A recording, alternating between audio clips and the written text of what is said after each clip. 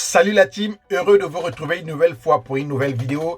J'ai mis mon t-shirt IT Team, donc on ne va parler que de l'informatique, on va parler que de la sécurité informatique. Aujourd'hui, je vais vous parler de l'attaque informatique par force brute. C'est quoi une attaque informatique par force brute? C'est ce qu'on va apprendre aujourd'hui.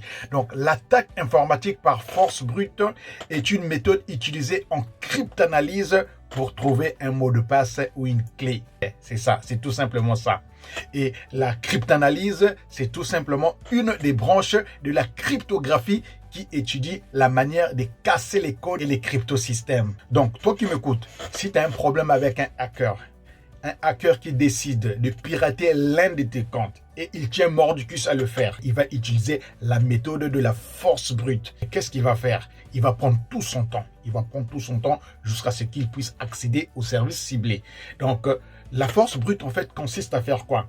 À tester, écoute bien, à tester l'une après l'autre chaque combinaison possible d'un mot de passe ou d'une clé pour un identifiant donné afin d'accéder au service ciblé. L'attaque informatique par force brute est une vieille méthode. Donc, c'est une méthode très ancienne, utilisée beaucoup par les pirates.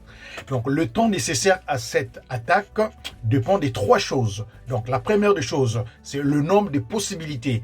La deuxième des choses, c'est la vitesse que met le hacker pour tester chaque combinaison.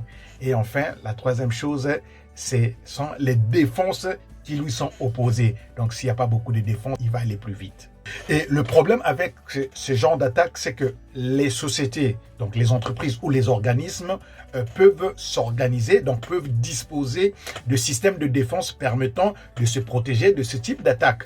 Et la première ligne de défense reste souvent le blocage de compte après un nombre limité d'échecs d'authentification, pour un même identifiant bien sûr. Donc vous pouvez trouver ci-dessous les outils d'attaque populaires par force brute. Que faire? Que faire pour éviter une attaque par force brute? Eh bien, faites attention parce qu'il se passe des choses bizarres dans la tête des hackers. C'est du tordu.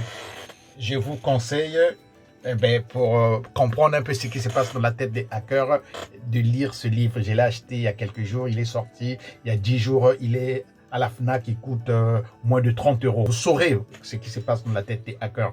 Donc, bref, que faire pour éviter une attaque par force brute? C'est tout simplement complexifier. Il faut complexifier votre mot de passe. J'avais déjà fait une vidéo dans ce sens-là. Un mot de passe doit être complexe. J'avais dit la fois dernière, minimum pour un mot de passe, 12 caractères alphanumérique.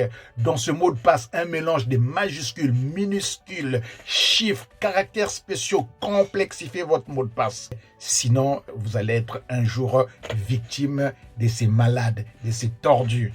Donc, si cette vidéo vous a plu, n'oubliez pas de liker, de partager et surtout de vous abonner. Entre-temps, prenez bien soin de vous. Bye bye.